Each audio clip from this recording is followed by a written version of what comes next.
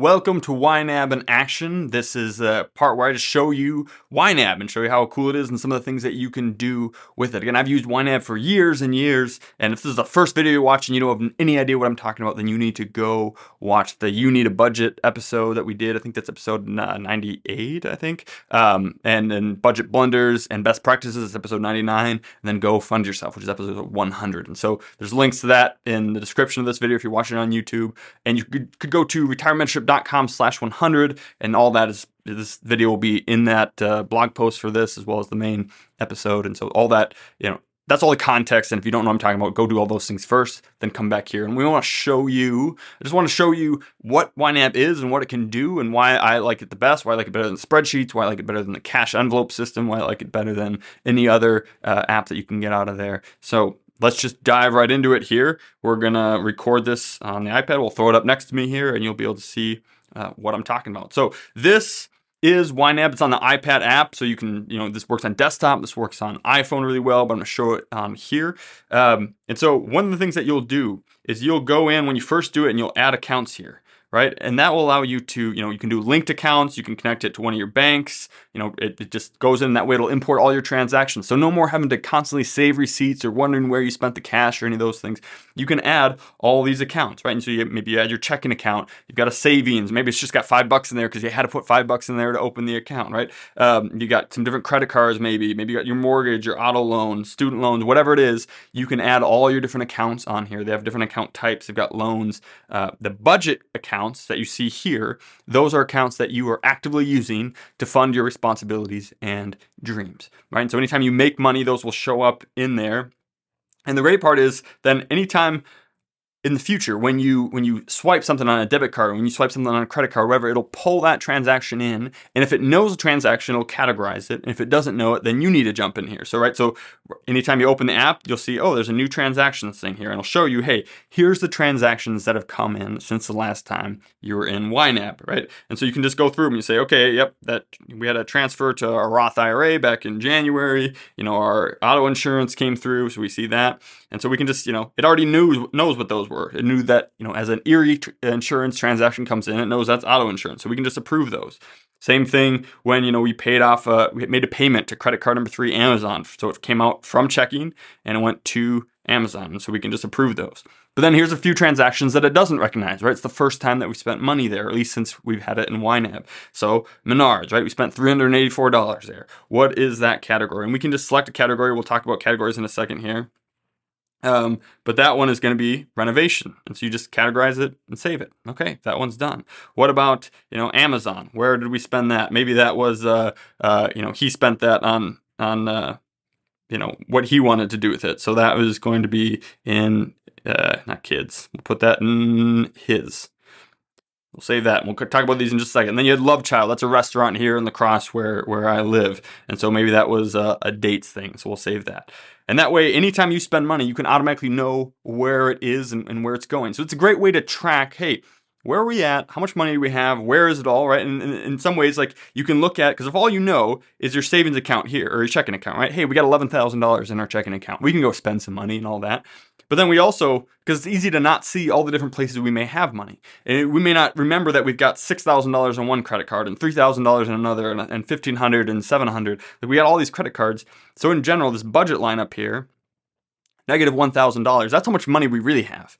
Between our checking and our credit cards, we actually have negative $1,000. We're spending more money in this example than we actually have. And so this is what's great about YNAB is it treats credit cards as if they're real money that you're spending. And so it doesn't allow you to anymore just subconsciously spend more money than you have. It's always going to show you exactly, hey, do you actually have this money or not? And so one of the things that after you create accounts and you can categorize some transactions, and if you're setting this up in February, I recommend going back, importing the transactions from January, and then you can kind of see, hey, where have we been throughout the year? If you're watching this later, it's always good, I think, to go back and maybe track the last month that you started, and then you can start fresh and say, hey, now where do we want this money to go in the future? So we have the accounts. You're going to start there by adding accounts, importing transactions, starting to categorize some of those, but you need categories to categorize them into. And that's where the budget tab down here on the far left, that's where that comes in.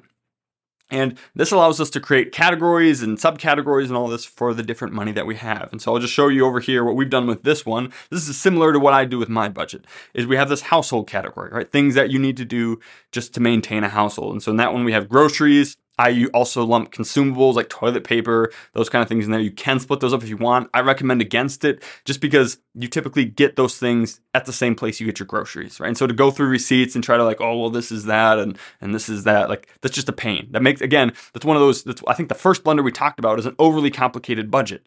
So don't do that. Just like if you get it at Walmart, you get it at Target, or whatever, it just all goes into groceries unless there's something specific in there that's like, clothing for her or for him or something for the kids. But don't separate consumables and groceries. It's all stuff that you need, that you consume on a weekly or monthly basis. Just go with it. You gotta have an other category because there's always other things that come up that don't fit the other category. So we have that in there. And kids. And I like to put emojis on all mine because it just makes it more fun to look at and it's easier to distinguish than just words. So it's a household budget. And one of the best practices we talked about last week was to have like categories that one person owns. So if you have someone who's in a couple who's generally disinterested in finances and doesn't like to do it, at least give them a few categories to own. So like this is a good one. My wife does this in our family where she covers her, which we'll talk about in a second, her own spending money, and then she kind of always paying attention to the groceries, the other, and the kids. And we put a certain amount in groceries and a certain amount in other each month, and she can't, as soon as those are gone, then she can move some of that from the other into kids or some of these other things, but she can't spend more than that. It always allows her to know, hey, how much can I spend? Can we actually afford this? Or if we buy this thing, is that going to jeopardize some of our other goals? And so it just gives her great awareness, right? That's one of the reasons why we budget, is having that awareness of how much money we really have and where it's going. And that creates a good way for her to do that. And we have it at the top so that when she opens her app, it's the first thing that you see right there. And then we've got this us category, right? So hers and his, we talked about that in best practices. You got to be able to have some guilt-free spending, right? So we in our household, we put the same amount in both of our spending categories each month, and that allows us to buy whatever we want without the other person having to judge it. And then once we're out of spending money, we got to wait until the next month before we get some more. And we have to say no. I know, shocking. I have to say no to some purchases because we're out of our personal spending money. And then dates. We specifically put money in each month to make sure that we can have that quality time. And so our restaurant stuff comes out of there. Our babysitting money comes out of there. All these different things to make sure that we're still focusing, right? We want to fund our goals. And one of our goals is to have a strong, healthy marriage. And so we fund that by putting money in our date budget every single month. And so that would be that right there. And then goals. I like to have goals kind of farther up in the budget, right? And so in this example, some of their goals are vacation. They want to travel together. That's important to them. So we're going to fund that ahead of time. We're going to fund our goals. We're going to go fund ourselves, right? And that is where we want to be specifically putting money in, so we make that a category. And then maybe in this household, they also have a goal of renovating some of their house, and so they want to be saving for that as well. Giving, you got tithing, gifts, savings, emergency fund, Roth IRA, transportation. I like to lump all these together, right? So you got the vehicles category there. If you're making payments on a vehicle, right, then you're going to have a lot in your vehicle things. Or maybe you're just saving up for a vehicle. Either one, that would be that vehicle's subcategory. How much are you spending on fuel? How much are you spending on auto insurance? How much are you spending on maintenance, repair? And you can kind of see, hey, what's the total expense for our travel, and could we do it cheaper? Could we buy cheaper cars, but then we're spending on more on maintenance, but less on insurance? Could we, whatever else? But it really lets you see the trade-offs that you're making for what you're spending on. And then lastly here, bills. We got some subscriptions. Maybe you got Hulu, Netflix, Amazon Prime, all those different things. You can dump all those in there. If you got student loans, you might have a category for that. Housing, right? Whether you're renting, paying the mortgage, that would obviously go in there. Other insurances, maybe that are not auto insurance, those could go in there. And then YNAB, if you have credit cards, will automatically put these credit card payments in the bottom. And then if you spend on a credit card, it automatically kind of shifts things around to keep track of that. And so you always have enough. Again, that was one of the blunders we talked about last week, is people counting their credit card bill as an expense. And it's not an expense, it's a collection of expenses. And so YNAB does a better job than anyone else making sure that if you swipe on a credit card and you swipe for gas, right, then it's automatically going to say, okay, yep, we counted that for fuel. And so we took that out of fuel and we made sure that that goes down into the credit card payment to make sure that we can pay off that fuel that we just spent on our credit cards when that's ready. So that's how the categories work. And so then what's going to happen is each month here, right, you have a certain amount of money that comes in, right? And so they had a bunch of money that came in, and then they funded everything for January. And now in February here, this is the month that we're in, so this is what we want to do. And what it's going to do is it's going to show, hey, here's what we assigned in the left. Here's what happened so far in the month, in the middle there, the activity, and here's what we have left to spend in that budget. And so you can see this is the first time they're setting this up, and so they don't have all of it funded. And so, they've already spent some things, these yellow ones here. That means that they've already spent money in this category that they haven't budgeted for. And so one of the things that you can easily do is you can just tap that and say, hey, I want to make sure that I have enough in there. And so you can tap on there and see what's going, and you can, just fund that from wherever else it is. And they also have these shortcuts down on the bottom here. And so you can say, hey, I want to just make sure I'm at least funding what we've already spent each month. And as I fund these different goals, and what's coming up, you can see that the ready to assign up here on the top keeps going down, because that's how much money we have, right? We had $11,000 on our checking account, and rule number 1 of budgeting is give every dollar a job. And so we need to make sure we're doing that. And so you can first just fund things that you've spent, but really what you want to do is start being intentional and saying, hey, how much do we want to spend on each of these categories?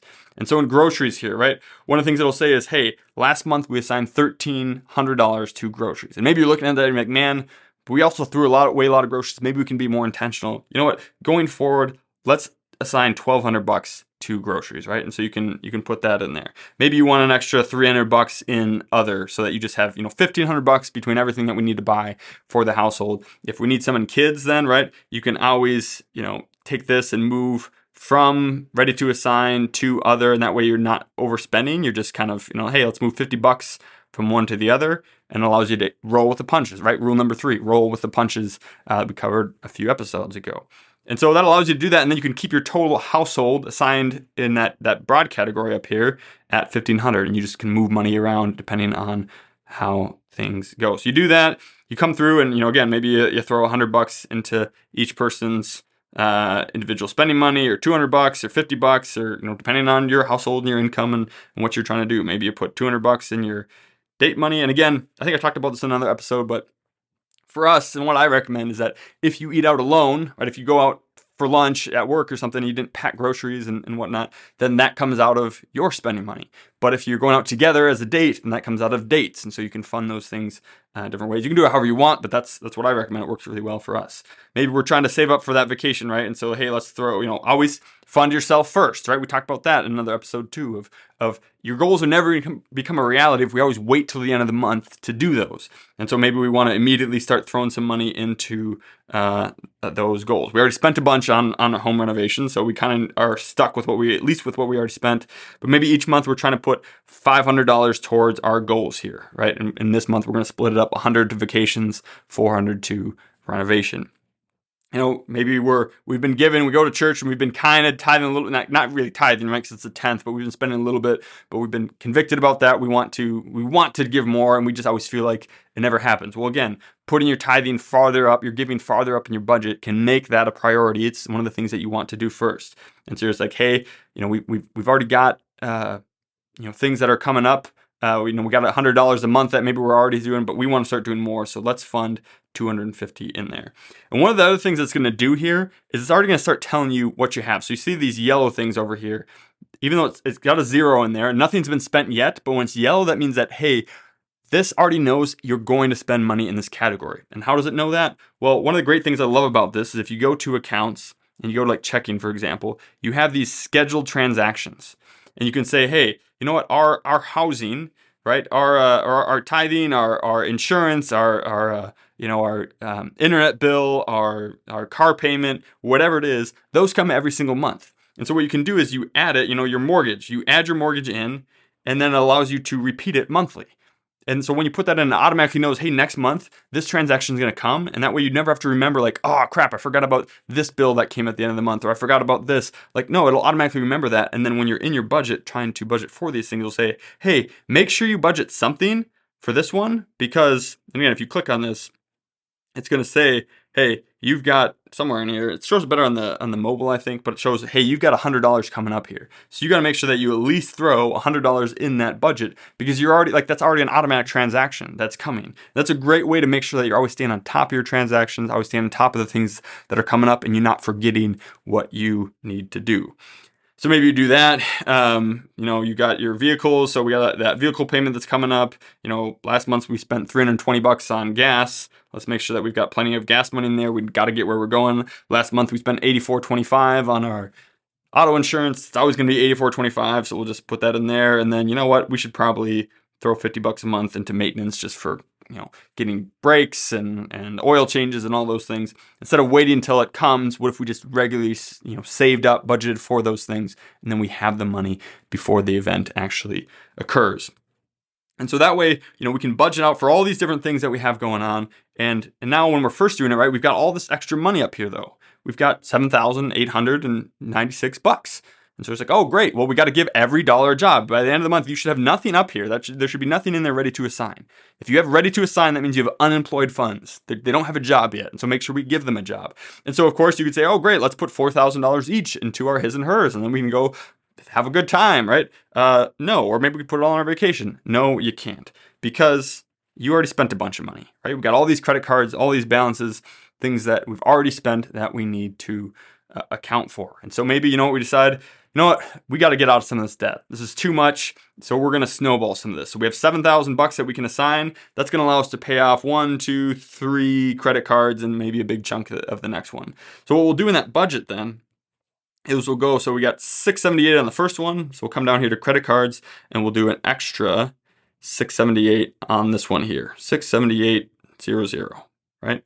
And then when we actually go in to our accounts and we say, hey, we go to Kohl's and we got to pay that off. We're going to be done with that. So we come in here, we do an account, we do $678.00. It's out of checking. That's where we're going. So it's an outflow. So we have that going out of checking and we want that to go to Kohl's number 1. Right? And we can program this out ahead of time. It doesn't need a category because it's just moving from one, from your right pocket to your left pocket. Again, your credit card bill is not an expense, it's a collection of expenses. And so it doesn't have a category on there because again, it treats credit cards really well. And so we can save that and that's going to subtract it from what we actually have and it's going to pay off that card, right? And we can actually do that transaction. It could also just import and we could approve it like you saw me do at the begining, but that's a good way to do it, right? So then we come in here and then on our budget here, we budgeted the $678 down here at the bottom. Oops, that. And now we have that. We see that negative $678 in transactions there, and we pay that off. And so in the same way, right, we can keep doing that. We can say, hey, what was our other ones? We had $14.99 on our Menards credit card. So let's put that in there as well. $14.99.00. And we've got a big chunk in there for that. And then when you make that transaction, right, $14.99.00. We are taking that from our checking account and we're paying that to our Menards credit card. And we can just, we can put it in ahead of time to plan that out. And then when that transaction comes through, you can just match the two. It'll automatically match the two and you just approve it. Or you can be planning this out ahead of time. And that way you can gradually, right? And the reason I have the CC credit card 1, 2, 3, and 4 over here is I like to name them. And that way it'll order them in order of how big they are, what the balance is. And so you can, debt snowball these things, paying off the smallest ones first. So it's great for paying off debt, for doing these different things. And then, but at the end, maybe you always want some money, right? You don't want to go down to zero. And so you're kind of figuring out, hey, how much of our extra money do we want to put towards these things and how much of it do we not? And we still have, $5,000, but maybe we say, you know what though? We always want at least $5,000. In checking, right? We don't want to really be below 5,000. That would start to make us really, cringe. Maybe you're doing Dave Ramsey's thing. And he says, "Hey, I always have $1,000 and then pay off debt with everything else." You can do that, or maybe you need it to be a little bit higher. Otherwise, you're just not going to be able to sleep at night. And so that's where we'd have just an emergency fund, and we just portion that out. And so we say, "Hey, let's put $5,000 in our savings there," and that way we're earmarked. We don't, we have this pile of money. We talked about that, right? We don't do well with a pile of money, and so we can look at our checking account. We can say, hey, we've got $9,000 still in there. Let's go spend it all, but not really, because that's not how it works. Instead, we look at our budget and say, hey, $5,000 of that $9,000 balance is earmarked for emergencies. So we're not going to spend that because we don't actually have an emergency right now. That still leaves $719 left. And so we'll go to our next one and we'll say, hey, we got all this credit card 3. That's our next biggest one. That's the next thing that we want to pay off. So we'll come down here and we'll do $7,019.67, and we'll give every dollar a job. Rule number 1. And then that green banner across the top goes away because we've assigned all our money now, and it just turns to all money assigned. We had a bunch of money, we assigned it all, we've given every dollar a job. Now as transactions come through, right? Maybe you've on our on Amazon, we spent another, whatever, we bought something on there, and it was his spending or hers, right?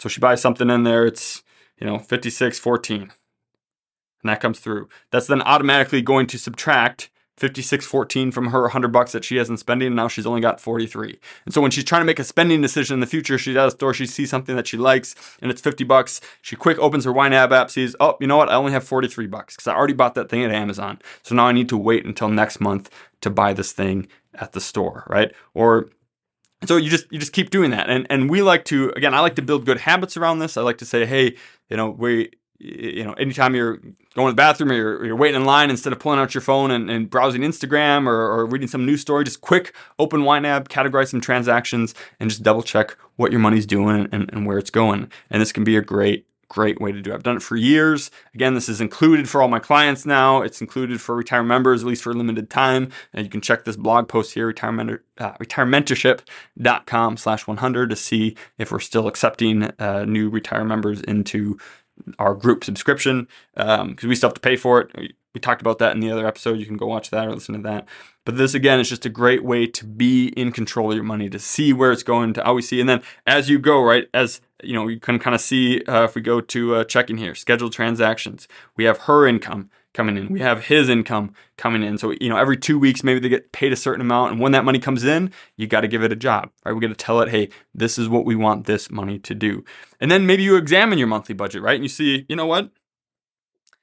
We got $500, 114 going out to Northwestern Mutual for term and disability and whatever. Maybe you need that, but do we really need, if we're doing $100 a month into our Roth, do we really need $500 a month going to whole life insurance at Northwestern Mutual? No, you do not. Nobody needs that. And so one of the great things you can do with your budget then, instead of say, hey, is that really our goal? Is our goal to have a permanent life insurance policy? Or is our goal to have real money? Or is our goal to have real vacations and to really be set up to retire successfully and stay successfully retired? So instead of needing, right, if we go to insurance here, we got an orange thing. And I forgot one of the things we did is I put that money towards credit cards and stuff before we had finished budgeting out all the things we did. We forgot, right? This is yellow here because it needs $614 to pay for all that insurance. And now we've budgeted more than we can. We can't do that, right? And so we got to fix that. And so we can say, okay, you know what? I wanted to pay off this credit card, but we can't. So we got to, subtract out all that. That gives us some money back into our budget that we can reassign it. And boy, that really takes a chunk. Or what we could do is we could go to Northwestern Mutual and we could say, hey, we don't need these insurance policies anymore. Let's delete that. Also, that frees up $500 back into our budget every month, and we can lower this back down to, let's just zero it out. It's usually the easiest way to do it. And then it will, it's not that one. Let's put that back in there. Where were we? Insurance. We'll zero out the insurance, and then it will tell us how much more we need in there. Now we only need, I think it's 114.36. We have that. Did we spend it already?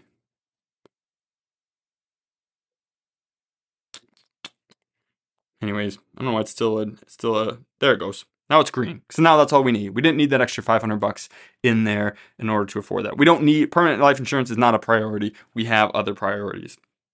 And so we do that, right? We'll come in here, fund all of our goals the way that we need them to. And now instead of spending all that, we forgot to do housing. So we probably can't pay off that much of our credit cards before we pay our mortgage off, right?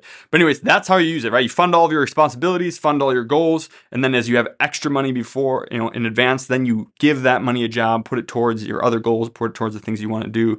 Maybe we need to do less in one thing or another. You already spent the money on renovations, but realistically, you need to pay off your credit cards first. Whatever it is, right? Whatever your goals are, YNAB is going to help you achieve those goals. So get it. It's free. There's no reason not to. Start your free trial of YNAB. And I don't get paid anything by YNAB to do this. I just love it. I use it, and I want to help you fund your goals. So take advantage and start controlling your money. Go ahead and listen to the episodes if you haven't yet. Do that, of course, first, and hopefully this little tutorial has been helpful to kind of see YNAB in action and see what it can do. It's a great mobile app. You can use it on desktop. You get one subscription or one user, and then you and your spouse just log in with the same user on your different devices, and it works really, really well. So again, my art teacher wife loves YNAB, loves that we have this budget, and it's been great for us, and I hope it's great for you as well. We'll see you in the next episode. Cheers.